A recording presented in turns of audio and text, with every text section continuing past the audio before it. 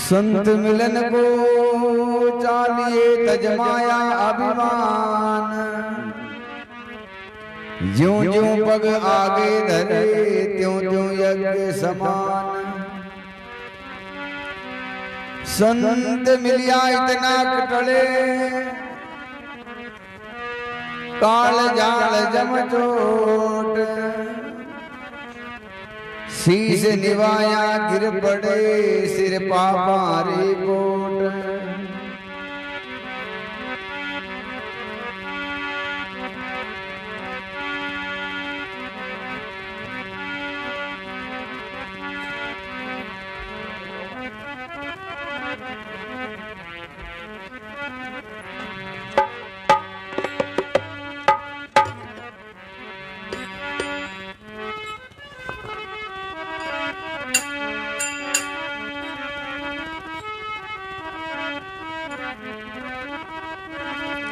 हाँ मने जिन दिन संत मिलाई वो दिन लेखा में, मने जिन दिन संत मिला वो दिन लेखा में। लेखा में दिन लेखा में, लेखा में दिन लेखा में, माने दिन दिन संत मिल जाए वो दिन लेखा में।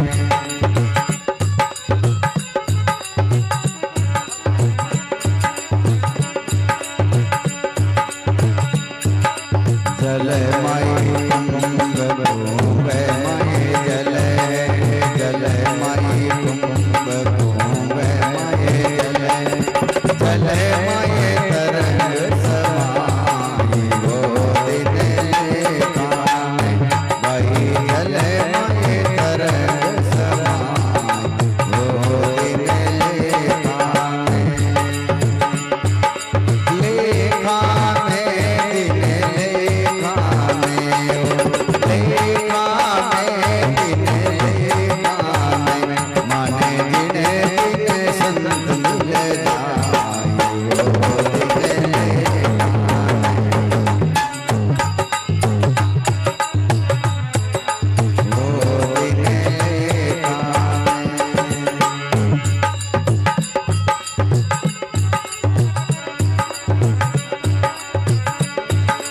हरि माई संत संतोरे माए हरि, हरि माई संत संतोरे माए हरि।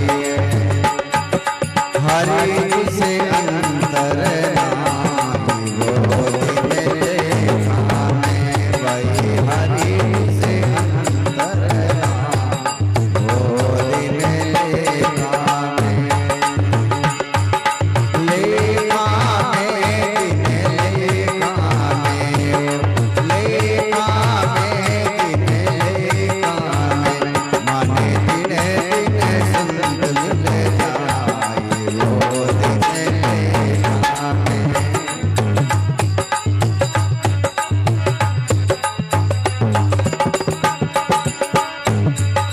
संत की चरण कमल रजे, संत की चरण कमल रजे, ले आशीष चढ़ाए वो दिन लेखा में। ले आशीष चढ़ाए वो दिन लेखा में। लेखा में दिन लेखा में, लेखा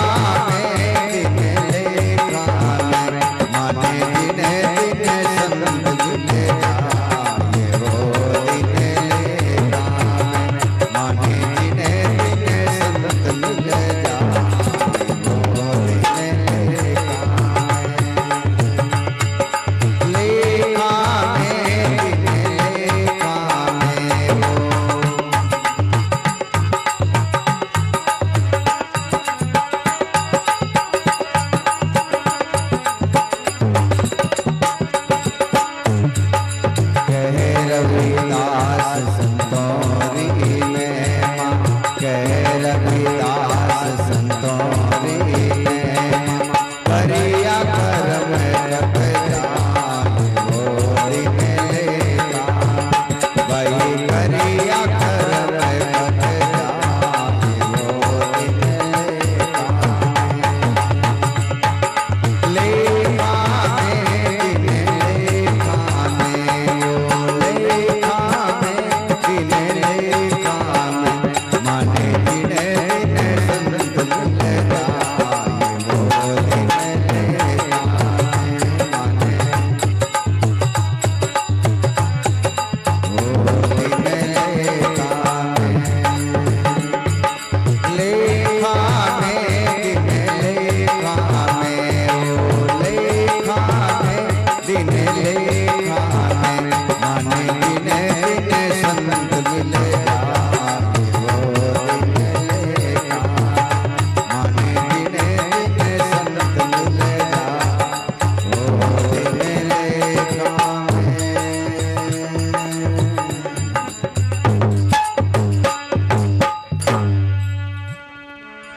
बोलो सदगुरु जी महाराज की जय। सर्व संत महापुरुषों की जय। स्वर्गवासी आत्मा की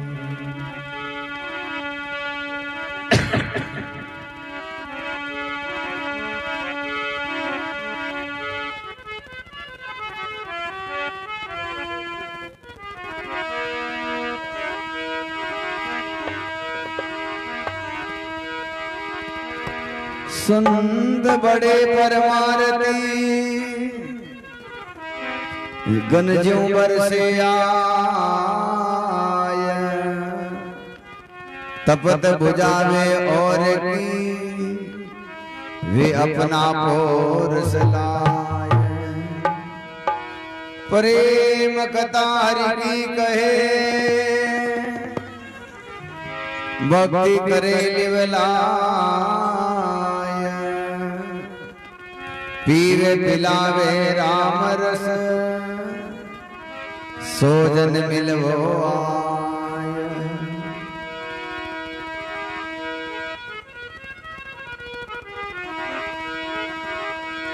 दादू इस संसार में ये दे रतन अनमोल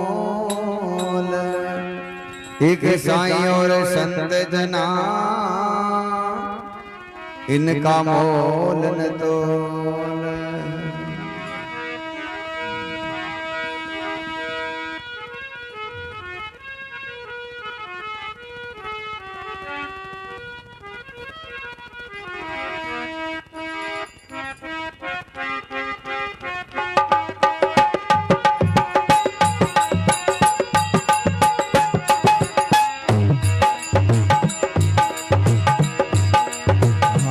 मन विरिया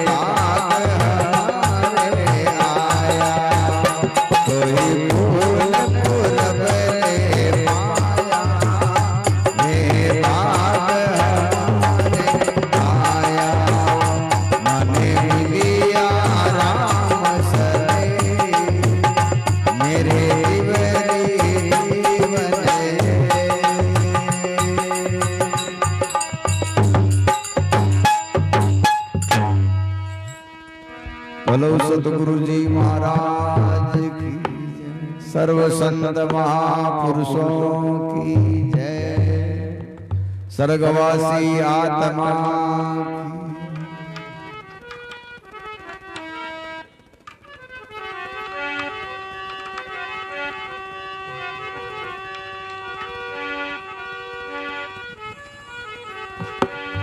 हरिजन आवत देख कर,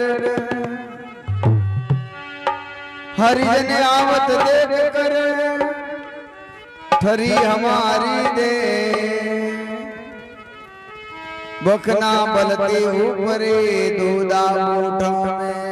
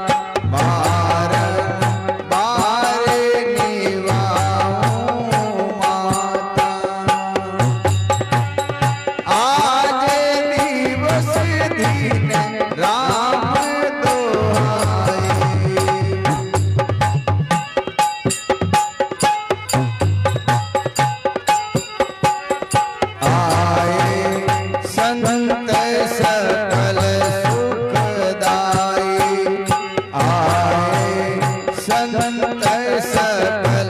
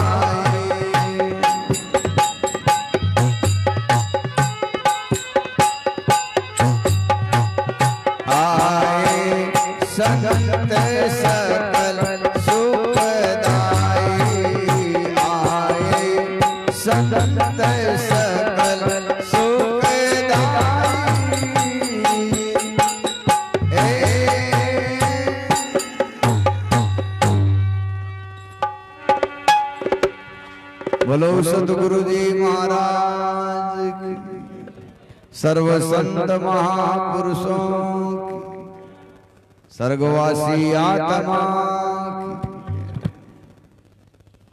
तो सर्वप्रथम सतपुरुष के शाश्वत स्वरूप स्वामी दादू दयाल महाराज और गुरु परंपरा के सभी संत महापुरुषों के श्री चरणों में दंडवत प्रणाम करते हुए आप सभी सत्संगी प्रेमी, जैसा कि आज का जो सत्संग का विषय है, सत्संग का कारण है, आप और हम सभी जानते हैं कि हमारे बीच में से श्री कैलाश जी नहीं रहे और अपनी सनातन संस्कृति के अनुसार ये सत्संग जो है उस जीव के उपलक्ष्य में रखी गई है। संत महापुरुष फरमाते हैं कि आप और हम सबको इसी प्रकार से इस संसार को छोड़कर जाना होगा।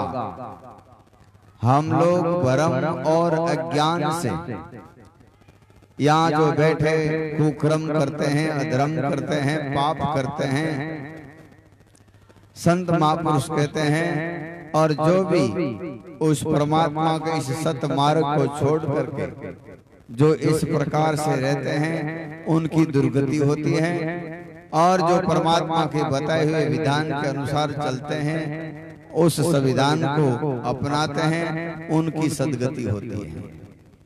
तो इस संसार में आना और जाना ये कोई बहुत बड़े आश्चर्य की बात नहीं है। हम सबको भी जाना होगा, और पता नहीं कितनी पीढ़ियां बीतेगी, कितनी बीत गई है। ये अनावर्त जो है चक्कर चलता रहता है। संत महापुरुष कहते हैं ये जो जाने वाले जीव होते हैं हमें एक संदेश देके जाते हैं।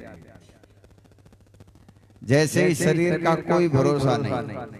लोगों ने देखा कि अभी कैलाश जी भैंस के लिए भाड़ा लेके आए हैं, अभी कुछ काम कर रहे थे, अभी यहाँ बैठे थे, अभी यहाँ उठे थे, अभी पता नहीं कहाँ चले गए। तो ये शरीर हमारा क्षण भंगुर है, कब खत्म हो जाए कोई भरोसा नहीं। तो संत महापुरुष फरमाते हैं कि हमें उस परम शाश्वत सत्य को जानना है और अपना जो परम कर्तव्य है उसके जो है जानकर उसमें लगना है। यही मानव तन की विशेषता है। बाकी आना जाना तो जो है चलता रहेगा, निरंतर चलते रहेंगे। जिन लोगों ने इन सत मार्ग को नहीं अपनाया उनकी दुर्गति होती है। कैसे? जो जीव यहाँ आकर के मानव तन पा करके सेवा करता है, सुमरण करता है, भजन करता है, अपने माता पिता की सेवा करता है और अपनी संस्कृति के अनुसार कोई भी आएगी की सेवा करता है और निरंतर जो है भजन करता है, ऐसे जीव की कभी आसक्ति संसार में रह जाती है तो वो मानव बनता है। उससे भी थोड़े कर्म खराब हैं, छोटे हैं, तो वो उस घर में भेड़ बकरी गाय भैंस पशु पक्षी कुछ भी बनेगा। उससे भी कर्म खराब हैं तो वो उस घर में भूत और पितर बनेगा। संत महापुरुष कहते हैं ये दुर्गति अपने हाथ में है और सदगति भी अपने हाथ में है। हमें शरीर के सुखों को, शरीर के ऐश्वर्यों को और शरीर के विषयों को सुख मान बैठे हैं। यही हमारी सबसे बड़ी जो है अज्ञानता है, सबसे बड़ी मूर्खता हमारी यही है कि हमने इसी को सुख मान लिया। संत महापुरुष कहते हैं ये शारीरिक सुख या आर्थिक सुख या सामाजिक सुख ये सुख नहीं, एक व्यवहार है, जरूरत है, लेकिन उससे जो जरूरी है उसको, जिसको ब्रह्म ज्ञान कहते हैं, आत्म ज्ञान कहते हैं, शाश्वत शांति वाला ज्ञान है, वो हमें जरूरी चाहिए। इसके लिए हमारे संत महापुरुषों ने मार्ग बताया है, रास्ता बताया है, नियम बताए हैं। उन जो भी नियमों का पालन करता है वो उस अमर अभय पद में प्राप्त हो जाता है। जैसे मनुष्य का जो कर्तव्य है, सुनो भाई सुनो, कटे कटे लोग, लाखों लोग भेड़ा हो जावे, चुंगारो नहीं करे, कटे 5-10 वे भी जो है आपकी शांति नहीं बैठ सकते। तो संत महापुरुष अपने मनुष्य तन का जो है कर्तव्य बताते हैं कि तुम्हें क्या करना है, किस लिए संसार में आया है। तो एक दृष्टांत आता है, बहुत ही सुंदर है। संत महापुरुष कहते हैं कि एक राजा के 3 पुत्र थे, तीनों ही सुंदर थे, शूरवीर थे, सुशील थे और तीनों ही राजा को समान प्रिय थे। राजा का मन तीनों के ऊपर एक जैसा था। फिर भी राजा के मन में ये चिंता हो गई कि हमारा राजकुमार कौन बनेगा, इस पूरी सल्तनत को कौन संभालेगा, इस राज्य की जो है बागडोर किसके हाथ में दें। जब वो कोई निर्णय नहीं ले पाया तब वो अपने गुरु महाराज के पास में गया। उसने कहा, महाराज हमें अपना अधिकारी पहचानने में मदद करो। अधिकारी के बिना अगर ये चीज देखे जाऊंगा तो कोई मतलब नहीं है। क्यों? अधिकारी नहीं होगा तो मेरे राज्य का नाश कर देगा, मेरी जनता से प्रेम नहीं करेगा और मेरा कमाया हुआ धन है उसको कुक्रम में लगा देगा। इसलिए मेरा अधिकारी जरूर चाहिए। अधिकारी में 3 गुण होने चाहिए। वो क्या है कि पहले तो अपने प्राण देकर अपनी प्रजा की, अपनी सीमाओं की रक्षा करें, अपनी प्रजा को अपनी संतान के समान प्रेम करें, किसी के प्रति भेदभाव, किसी के प्रति राग द्वेष नहीं रखें। तीसरा गुण है कि मेरा कमाया हुआ धन है उसको परमार्थ में, पुरुषार्थ में, जीव भले के लिए, जीव कल्याण के लिए लगाएं। तो संतों ने कहा, भाई ऐसा है तुम इन तीनों की परीक्षा ले लो। बोलो कि 100-100 रुपए ले और अपना अपना भवन भर लो, अपना अपना कमरा भर लो। आदमी जैसे लोगों के पास में बैठता है वैसा ही उसका विवेक होता है, वैसा ही उसका बोध होता है और वैसे ही उसका चरित्र होता है और वैसे ही उसका खान पान होता है। तो सबसे पहले वाला लड़का, सबसे छोटे वाला, अपने गांव में दोस्तों के पास में बैठता था। उन दोस्तों को बोला, भाई हमारे पिताजी ने राजा बनने के लिए शर्त रखी है, हम क्या करें। उन दोस्तों ने सलाह दी कि आप ऐसा करो अपने जो खेतों में मिट्टी है, धूड़ है, उस धूड़ से सस्ता कुछ नहीं है। ऐसा करो, वो मिट्टी जो है अपने खेतों से जो है अपने कमरे में भर लो। तुरंत उसने 2-4 आदमी लगाए और अपना कमरा जो है मिट्टी से भर लिया।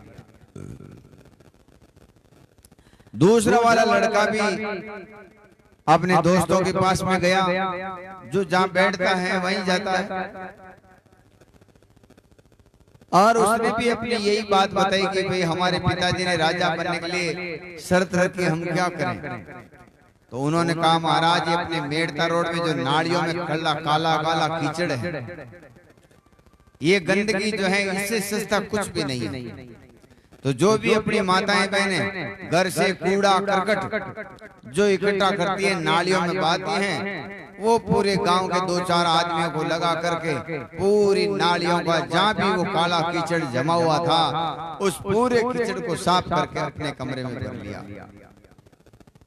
तीसरा वाला लड़का ऐसे बड़े बुजुर्ग लोगों के पास में जाता था, तो उसने भी अपने बड़े बुजुर्ग सज्जन पुरुषों से कहा कि भाई हमारे पिताजी ने राजा बनने के लिए शर्त रखी, हम क्या करें।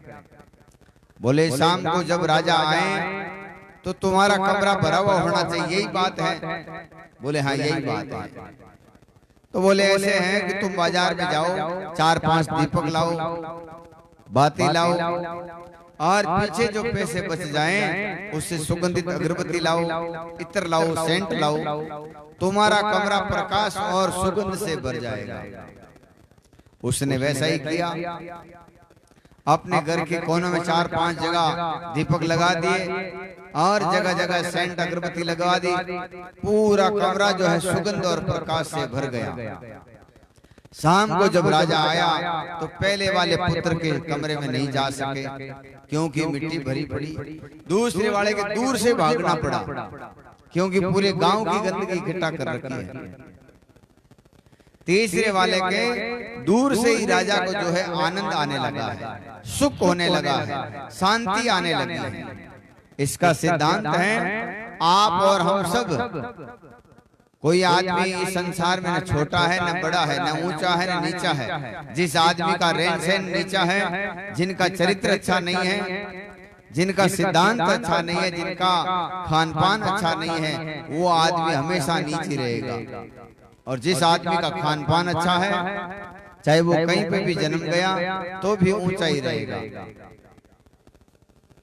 इसका सिद्धांत है, हम लोग अपने अंतःकरण में कोई ने मिट्टी भर ली है, कोई ने पूरे गांव की गंदगी भर रखी है। कोई गुरु का जो शिष्य होता है, साधु संतों के बड़े बुजुर्ग लोगों के पास में बैठता है, वो लोग अपने हृदय में ये परमार्थ पुरुषार्थ रूपी दीपक लगा करके, दया रूपी दीपक लगा करके राजा बन जाता है। तो आप और हम सभी राजा बनने के लिए आए हैं, लेकिन हमने ऐसे लोगों से शिक्षा ली है, ऐसे लोगों से हमने सीखा है जो खुद ही अनपढ़ हैं, खुद भी कुछ नहीं कर सके। ऐसे लोगों की शरण में रह करके हमने अपने जीवन को बर्बाद कर दिया, और हमने जो ये संसार देख रहे हैं उसी को हमने सच मान लिया कि भाई इसके आगे कुछ नहीं है, यही सत्य है। संत महापुरुष कहते हैं, हमारी आत्मा हमारा मानव तन इस संसार में सबसे अनमोल रतन है, और हम लोग इनको विषय विकार कुक्रम अधर्म अंधविश्वास पाखंड में जो है बर्बाद कर रहे हैं। संत महापुरुष कहते हैं, इसमें ज्ञान विवेक बोधशील संतोष ऐसे अनमोल गुण होने चाहिए जिसकी जगह पर ऐसे हैं, और इन्हीं अवगुणों के कारण उसकी सद्गति नहीं होती। इन्हीं अवगुणों के कारण उसको अपने मानव जीवन के विस्तृत रूप का, विस्तृत सुख का जो है मालूम नहीं चलता। हम ऐसी सुख मानते हैं कि भाई टाइम पर अपना काम हो जाता है, जहाँ भी जाते हैं राज में तेज में कहीं पे भी अपना काम हो जाता है, और मार्केट में जाएं तो व्यापारी लोग सेठ लोग उदार माल दे देते हैं, आराम से भोजन कर लेते हैं, करने पैसा है, इसी को सुख मान बैठे हैं। संत महापुरुष कहते हैं, ये सुख तो शरीर का है, लेकिन आत्मा का जो सुख है वो संत महात्मा बताते हैं। इसलिए सभी संतों के शास्त्रों में वेद पुराणों में कहते हैं संत से बड़ा इस संसार में कोई उपकारी नहीं है। संत से बड़ा कोई उपकारी नहीं है। संतों का जो उपकार है सबसे महंगा, सबसे अनमोल, सबसे दिव्य है। क्यों? हम किसी को भोजन देते हैं, जैसे भूखा आदमी उसको भोजन दे दिया, सुबह दिया तो शाम को और देना पड़ेगा, शाम को दिया तो सुबह और देना पड़ेगा, और निरंतर देना पड़ेगा। लेकिन संतों को, संत अपना ज्ञान, अपना विवेक, अपना बोध, अपना विचार किसी जीव को देते हैं तो उसकी काया पलट जाती है, उसका सिद्धांत बदल जाता है, वो बार बार जन्म और मरण के चक्कर से निकल जाता है। इसलिए संतों का उपदेश सबसे बड़ा बताया है। संतों का ये उपदेश, ये सत्संग जो है इस संसार में सबसे बड़ा है। हालांकि आज का जो समय है इस आध्यात्मिक जगत के विपरीत है। क्यों? हर लोग यही चाहते हैं कि ये संत नहीं रहेंगे तो हम इनको कभी भी बदल सकते हैं, इनको नाश कर सकते हैं, ये संत शिक्षा देंगे तो हमारे कब्जे में नहीं आएंगे। इसलिए सुंदरदास जी महाराज कहते हैं, आज दिवस दिन राम दुआई, आए संत सकल सुखदाई। सभी सुखों को देने वाले संत हैं। कैसे? जो 10 20 50 भाई सत हो 1000 लाख मांगेगो। आदमी साइकिल वाला सोचता है स्कूटर ले लो, स्कूटर वाला सोचता है 4 पेड़े वाले ले लो, 4 पेड़े वाले सोचता है कि महंगे से महंगी गाड़ी ले लो, महंगे से महंगी गाड़ी वाला सोचता है हेलीकॉप्टर ले लो, हेलीकॉप्टर वाला सोचता है हवाई जहाज ले लो, 10 वाला सोचता 20 हो जाए, 20 वाला 50, 50 वाला लाख, 1000। तो संत महापुरुष कहते हैं सुंदरदास जी कि सट तेरी भूख कबू न भगेगी, सुंदर एक संतोष बिना सट तेरी तो भूख कबू न भगोगी। संतोष इन सब शब्दों से आने वाला है, इन अनमोल रत्नों से आने वाला है जो हमारे को संत महात्मा देते हैं, ये सत्संग देती हैं। इसलिए संसार में संतों का और सत्संग का जो स्थान है वो जीवन बदलने वाला है। अपने अवगुणों को मिटाने का एक साधन ये सत्संग और संत है। तो संत महापुरुष कहते संसार में आना और जाना ये बहुत बड़े आश्चर्य की बात नहीं है। संसार में सभी आते हैं, सभी जाते हैं। कभी कभार ऐसे कम उम्र में हो या सद्गुणी लोग चले जाते हैं तो मानवता का थोड़ा ह्रास होता है, मानवता को थोड़ा हानि होती है, नुकसान होता है। तो संत महापुरुष कहते हैं ये जाने वाले लोग हमें यही बात बताते हैं कि हमने तो हमारा काम कर लिया लेकिन अभी तुम्हारा काम बाकी है, और वो अपने आप को जानने का है। संत महापुरुष कहते हैं लोग माला भी फेरते हैं, उपदेश भी लेते हैं, संतों के पास में भी जाते हैं, भजन भी गाते हैं, साधु भी बन जाते हैं, लेकिन बिना विवेक, बिना बोध, बिना विचार उनको पूरा फायदा नहीं मिलता है। माला फेरते हैं तो अपनी सुरती Merta road, London, America, Poona, Satara घूमती रहती है। ये माला नहीं है। माला का मतलब है हम अपने अंदर हैं, हमारी सुरती शब्दों से मिल गई है, और उसी को सतगुरु कबीर साहब कहते हैं तन थिर मन थिर वचन थिर सुरत नृत्य थिर होय, कहे कबीर एक पलक ने कल्पन पहुंचे कोई। करोड़ों युग की तपस्या नहीं पहुंच सकती एक सेकंड को, एक पल को, एक क्षण को। उसी को सत्संग कहते हैं। परमात्मा ने बड़ा ही सुंदर ये मानव तन दिया है और उसके ऊपर कृपा करके फिर ये मार्गदर्शन करने वाले संत दे दिए, लेकिन हम लोग इस मार्गदर्शन का पूरा पूरा फायदा नहीं उठा पाते, पूरा पूरा लाभ नहीं ले पाते, जिसके कारण हमें अपने मानवता का कोई ज्ञान नहीं होता।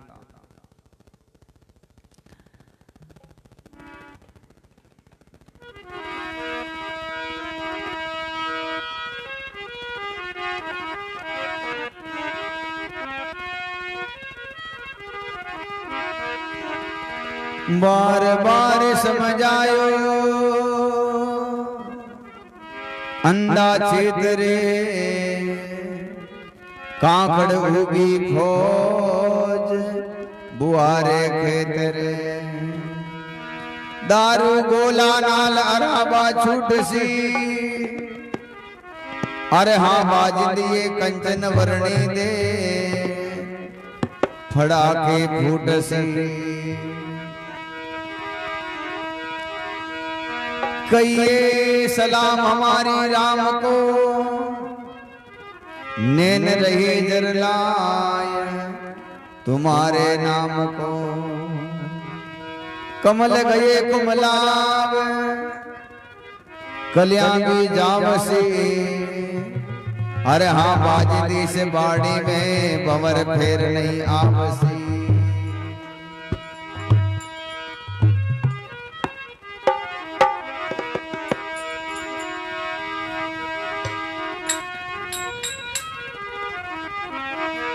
सकल तजय